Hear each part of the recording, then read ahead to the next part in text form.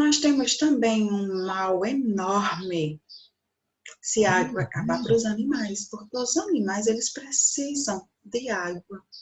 Aí nós vemos aqui um rebanho de boi, de gado, né? Morto por falta d'água.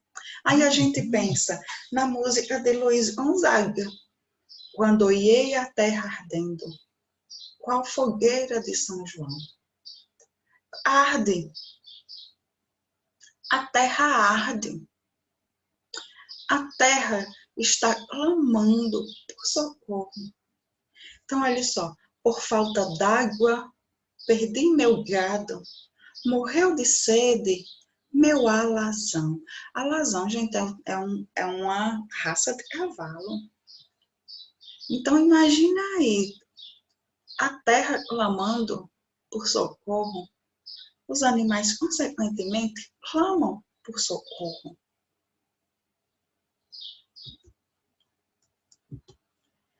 Aí nós temos, olha só a situação, e a sede não faz.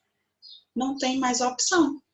Se não tem opção, é o jeito de se virar com o que tem. Se tem um restinho de lama, porque a gente não pode nem chamar de água, né? Lama para beber. E nós vemos uma coisa que era muito comum há algum tempo atrás e está se tornando também comum. Há algum tempo atrás, quando as pessoas não tinham um sistema de tratamento de água e a água encanada chegava em suas casas, nós contávamos com carros-pipas que abasteciam as cidades e as zonas, as cidades, as áreas urbanas e as áreas rurais. Então, todos os moradores levavam seu baldinho e enchiam. Nós vemos aí algumas pessoas com baldes grandes, algumas pessoas com caldeirões e panelas. Será que um caldeirão e uma panela é suficiente de um dia para o outro para a gente usar durante um dia inteiro? Para eles é, porque eles vão economizar, porque eles sabem que é tudo que eles vão ter nesse dia. Mas a gente que usa assim, talvez não desse para a gente passar apenas com isso daí. Mais uma vídeo.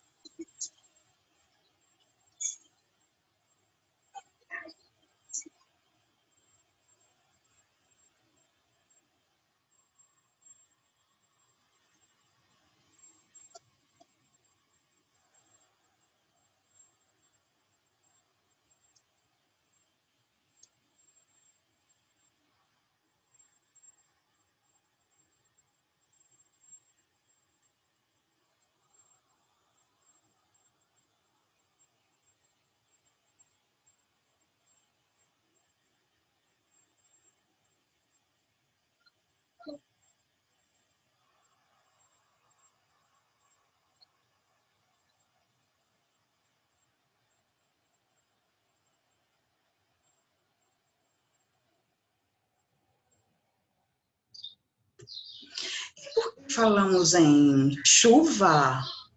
Ouvi falar chuva? Ouvi falar chuva, ouvi. Por que falamos em chuva? Porque se estamos falando em preservação do ciclo hidrológico, nós estamos falando no ciclo hidrológico de renovação. Qual é o ciclo de renovação? Qual é o ciclo da renovação? Exatamente. O ciclo se renova quando tem a chuva. Então, vamos lá. Na natureza, a água encontra-se em constante movimento, passando de uns lugares para outros e por diversas mudanças de estado. Esta viagem da água na natureza, que assegura a renovação das massas de água na Terra e sua purificação, tem o nome de ciclo da água ou ciclo hidrológico.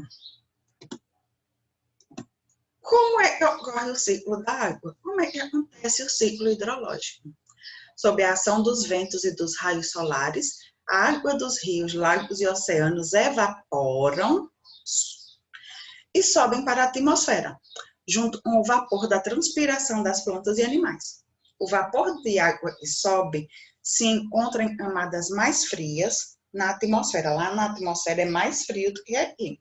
Então, se evapora e sobe. Quando chega num lugar mais frio, forma as nuvens. E as nuvens, elas são compostas de grande quantidade de gotículas de água. Não, as nuvens não são de algodão. São água, é vapor de água.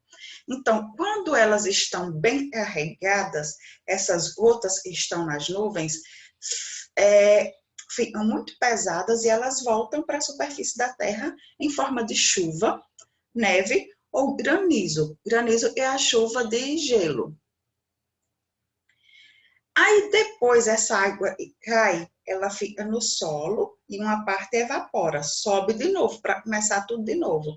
Outra parte vai para os rios e mares e também quando o sol esquenta os rios e mares, a água também sobe de novo em forma de vapor.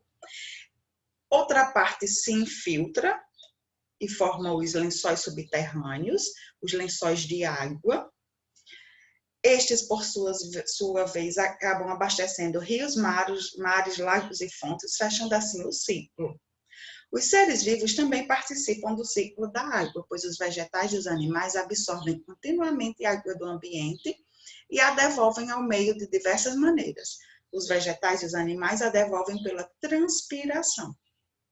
Quando transpiram, a transpiração, o suorzinho das plantas, também evapora e volta para a natureza. Aí falaremos um pouco agora sobre a questão da preservação da água. Não é nenhuma novidade para nós que a água do planeta está correndo um sério risco, muito grande. Os diversos fatores protagonistas para esse problema foram executados por quem mais deveria protegê-lo, o homem. Se o homem é o maior responsável pela proteção da água, por que ele não está fazendo isso?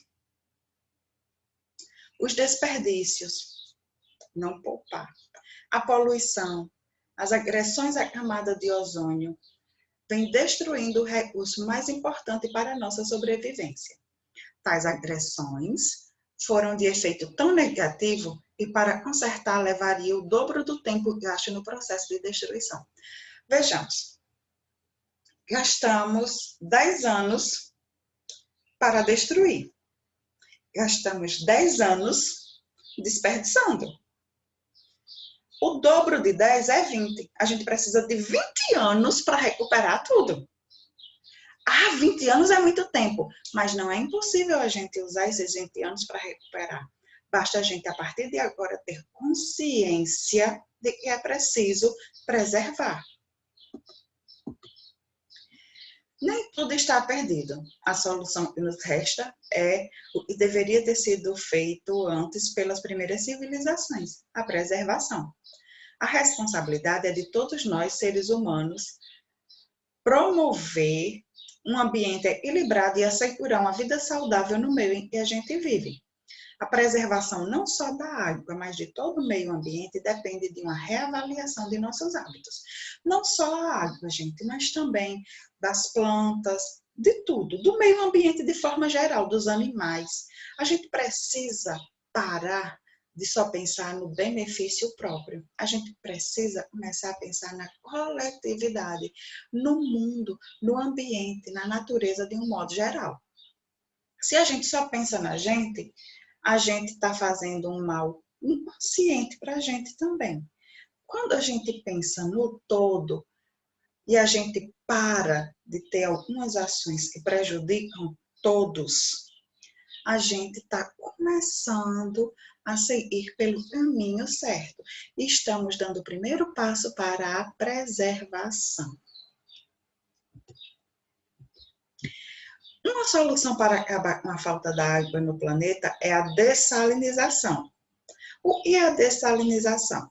É quando a água do mar passa por um processo de purificação. Vai ser limpa, vai retirar o sal, vai retirar tudo o que não é bom para nosso uso. Mas ela não vai ser potável.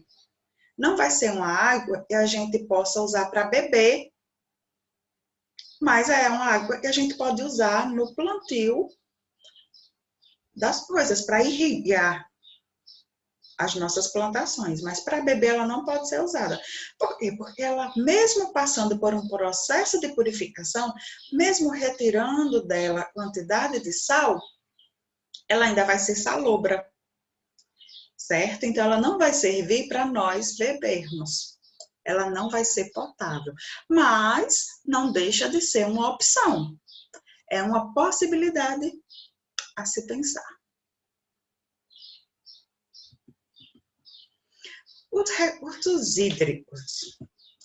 O que nós temos a falar sobre os recursos hídricos? A gente já sabe que os recursos hídricos são todos aqueles que atendem e abrangem a questão do ciclo hidrológico da água. Aí nós temos a hidrosfera, certo? A hidrosfera é o envoltório de água e gelo que envolve a maior parte da Terra. Ou seja, a hidrosfera são os rios e lagos, lagoas, mares e oceanos. A distribuição dos recursos hídricos dentro do cenário da Terra permite que se tenha uma ideia da importância da água para a vida do planeta, em geral, e para o abastecimento do homem, em particular.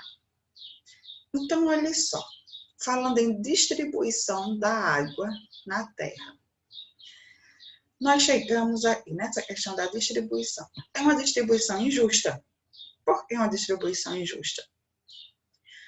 Porque a gente não tem a quantidade de água certa para todas as pessoas. Na Amazônia, no Amazonas, no estado do Amazonas, nós temos uma quantidade imensa de água, como vimos no início, né, da nossa aula. Mas em alguns lugares da África, não tem água de nada. Morrem de sede as pessoas, morrem de sede as plantas, morrem de sede os animais. Então, não é uma distribuição justa, certo?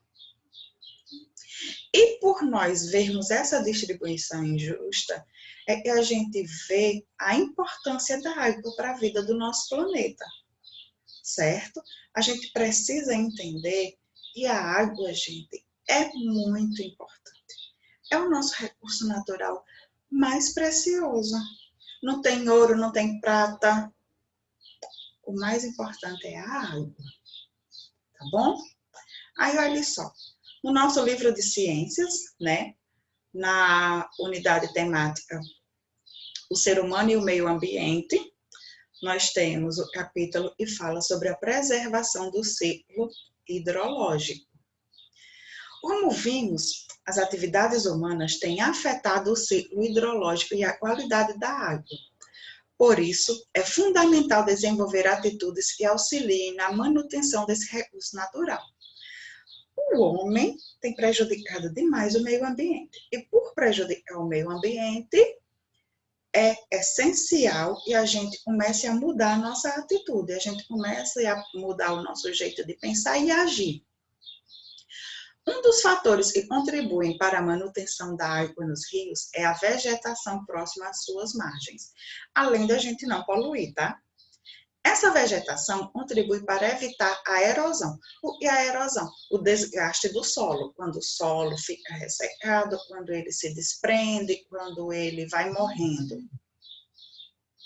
E consiste no deslocamento das partículas de solo de um lugar para o outro, provocado principalmente pela ação da água e do vento. Nas margens de rios, quando há vegetação protegendo o solo, a erosão é reduzida. Se tiver planta, tem menos erosão. Quando essa vegetação é reduzida, o solo fica desprotegido. Quando não tem muita planta, o solo fica exposto. E ele ficando exposto, vai aumentar a erosão. Esse processo pode fazer com que as partículas sejam levadas até os rios, prejudicando-os. Assim, para proteger os rios, é necessário cuidar da vegetação ao seu redor. Várias atividades podem levar à destruição da vegetação, como o desmatamento e a expansão das atividades agrícolas. Desmatamento é uma das coisas que prejudicam tanto a água quanto o meio ambiente. Inicialmente, nós vimos, né, nas aulas de história, falando sobre a história do Brasil, que o desmatamento iniciou em 1500 com a chegada dos portugueses. Por quê? Porque a partir dali, vendo que tinha o pau-brasil, eles começaram a tirar o pau-brasil. Estavam fazendo o quê? Desmatando. E se estavam desmatando, estavam iniciando o processo de prejudicar o nosso meio ambiente. E as atividades agrícolas são os tóxicos, como a gente falou, né? Os resíduos tóxicos que são jogados nas plantações para elas amadurecerem. Na foto abaixo, a vegetação ao redor do rio Muruá está preservada. Nós observamos, né, nessa imagem, e tem o rio correndo e ao redor tem a vegetação, toda preservada, sem ter erosão, sem ter sido retirado, nenhuma árvore, tudo bonitinho. Esse rio, ele fica no Acre, e essa foto foi tirada no ano de 2017. Aí eu tenho um questionamento para vocês. O que acontece com as partículas de solo quando não há vegetação próxima às margens do rio? O que acontece com o solo? Quando ele tem a erosão e ele começa a se desprender, o que acontece com esse solo? Ele vai para onde? O solo protegido com a vegetação retém mais água. Parte dela é utilizada pelas plantas, outra parte evapora, retornando à atmosfera, e o restante escoa pelo solo, formando parte da água subterrânea. Então, dando continuidade aqui ao nosso texto, né, a nossa discussão, vemos o seguinte. Quando a vegetação que ocorre ao redor de rios é nativa, é chamada mata ciliar. Quando os rios estão em áreas agrícolas, é obrigação do proprietário manter uma faixa de vegetação, que recebe o nome de reserva legal. Além disso, essa vegetação pode se ligar a outras áreas nativas. Isso pode ajudar a proteger a fauna também, pois amplia a área de sobrevivência dos animais. Como vimos, quando a vegetação está presente, menos solo é arrastado. Assim, a vegetação ajuda a proteger o solo. Por isso, o desmatamento e as queimadas afetam o solo, já que o deixam sujeito às ações do tempo e do clima. Aí nós temos aqui uma imagem aérea da floresta amazônica, certo? No Pará. Olha só, gente. a quantidade do que já foi desmatado, do que já foi retirado, além de prejudicar o desmatamento, além de prejudicar a questão da água e do meio ambiente, ele nos prejudica profundamente. Por quê? Porque a gente precisa das plantas para purificar o nosso ar. Quanto menos planta tem, menos ar puro nós teremos. Os solos que contêm vegetação conseguem reter mais umidade e nutrientes.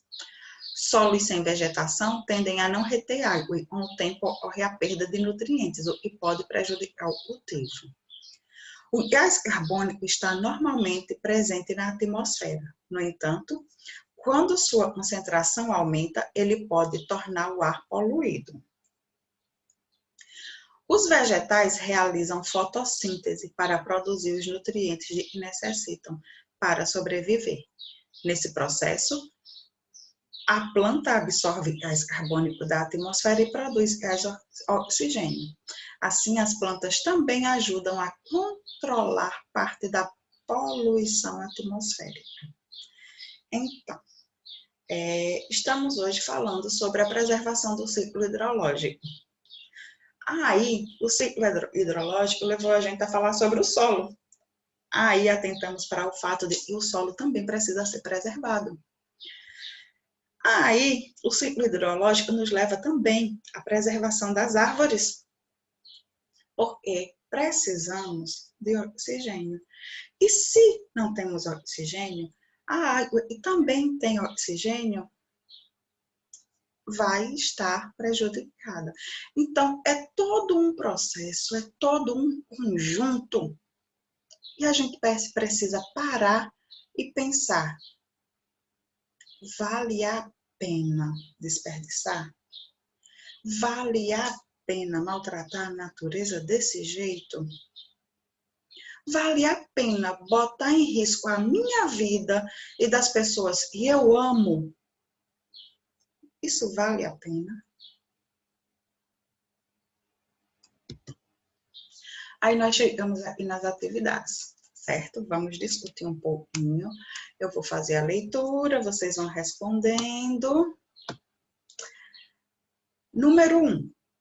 A água utilizada nas diversas atividades humanas, como tomar banho, lavar as mãos, dar descarga, lavar roupa, entre outras, mas as fezes e a urina formam o esgoto. E o esgoto ele deve ser tratado. Vimos isso na aula anterior. Julgue as frases abaixo com V para verdadeiro e F para falso. Primeira opção. O esgoto doméstico é formado pela água dos rios, fezes e urina. Verdadeiro ou falso? A água do esgoto precisa passar por tratamento antes de ser devolvida ao ambiente. Verdadeiro ou falso? O esgoto é tratado em estações de tratamento de esgoto. Verdadeiro ou falso?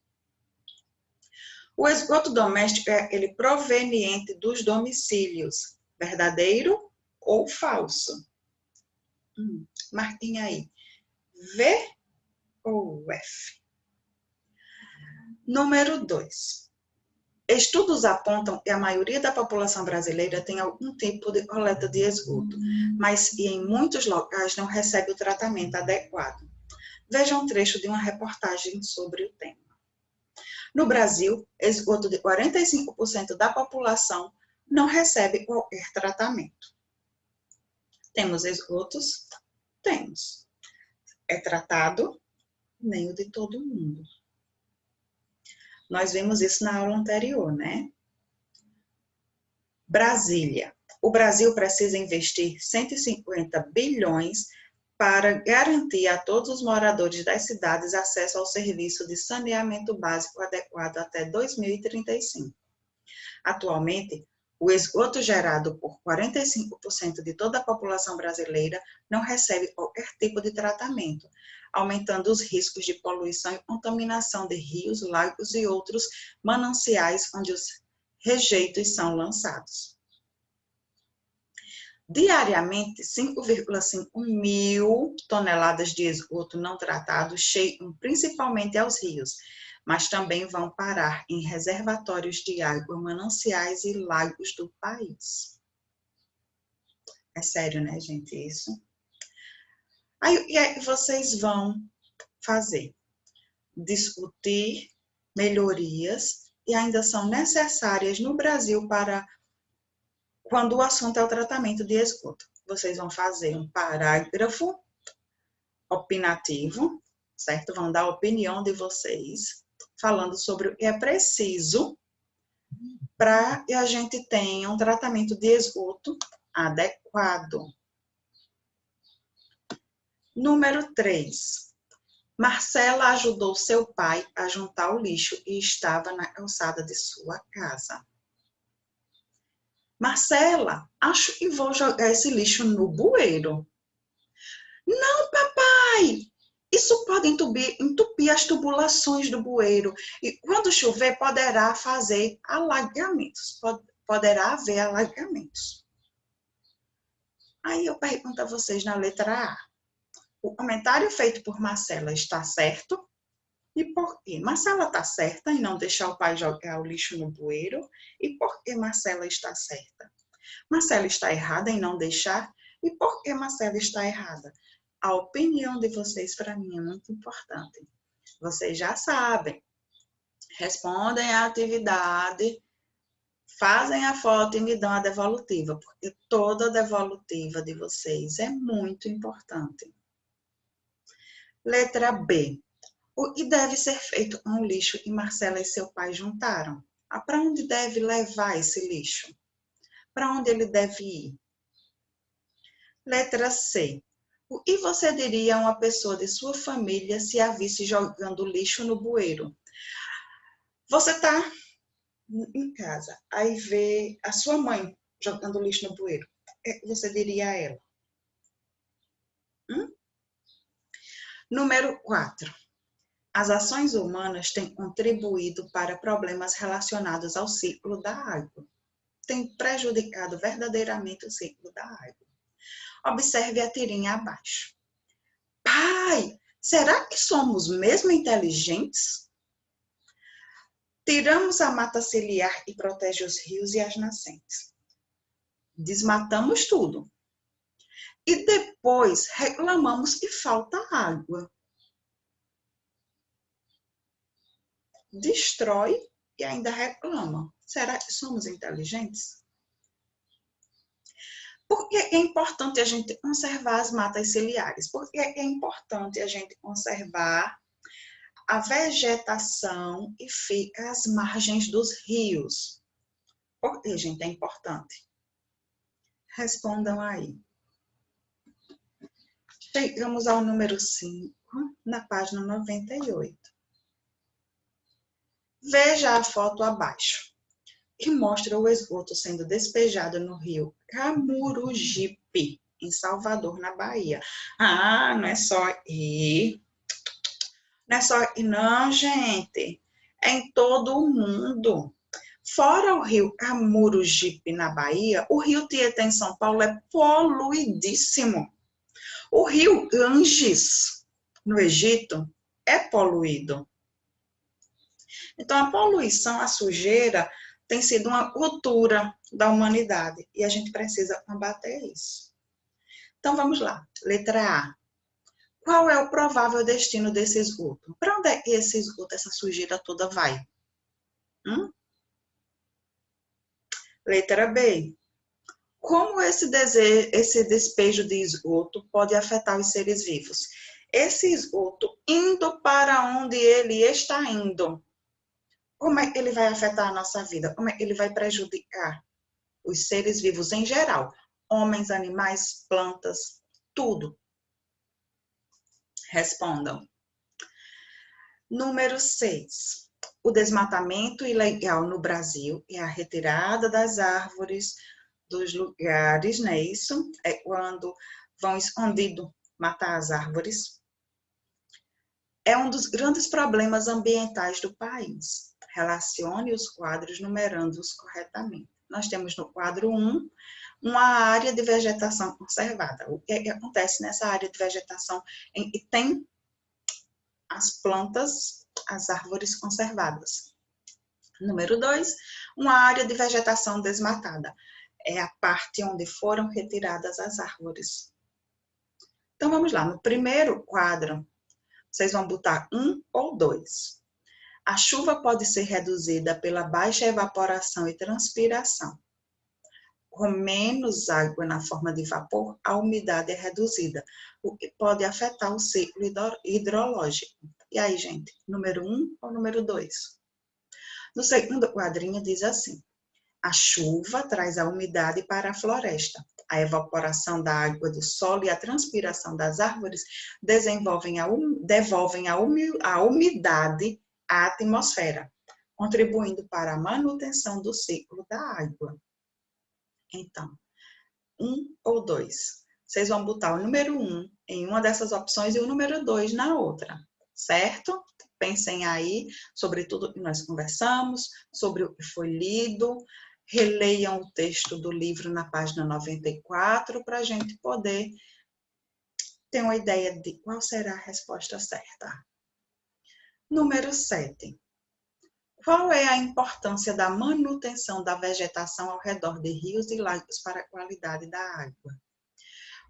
Por que é importante a gente ter árvores, ter plantas nas margens dos rios e lagos para deixar a água melhor? Por que é importante? E chegamos ao número 8. Façam o esquema com desenhos e textos que explicam como o processo de construção de grandes cidades, com muitas calçadas e pouca vegetação, poucas árvores e pouco solo descoberto, pode interferir no ciclo da água. Como é que as cidades que têm arranha-céus, não têm plantas, o solo não é lá essas coisas e tem muita construção. Como é que isso afeta o ciclo da nossa água? Desculpem aí, gente. Como é que isso afeta isso aqui? A evaporação da água na superfície da terra, subindo ao céu, acumulando nas nuvens, descendo em forma de nuvem e reiniciando todo esse processo. Como é que esse processo aí pode ser atrapalhado, pode ser prejudicado com essa construção de grandes cidades? Então, pessoal, é isso. Essa é a nossa aula de ciências de hoje. Espero a devolutiva de vocês. Todos os dias eu repito, é muito importante para mim a devolutiva de vocês. Espero que ainda estejamos tendo todos os cuidados necessários nesse período de pandemia. Esse distanciamento social que nós estamos tendo é importante. Não é bom. Sentimos falta do abraço, sentimos falta do beijo, sentimos falta do carinho de vocês, sentimos falta da presença de vocês. Mas é necessário estarmos distantes. Estamos lutando contra um inimigo invisível. Não sabemos muita coisa. Então, o que a gente pode fazer é isso. Ter todos os cuidados. Lavar as mãos com água e sabão, usar álcool em gel, fazer a limpeza de todos os produtos que venham de fora de nossa casa para dentro, usando o álcool a 70% líquido. Usar máscara se precisarmos sair à rua. Então, precisamos de todos esses cuidados. E em breve estaremos juntos de novo. O vídeo ficará disponível no canal do YouTube, Rosângela Sâmara. Assistam, se inscrevam.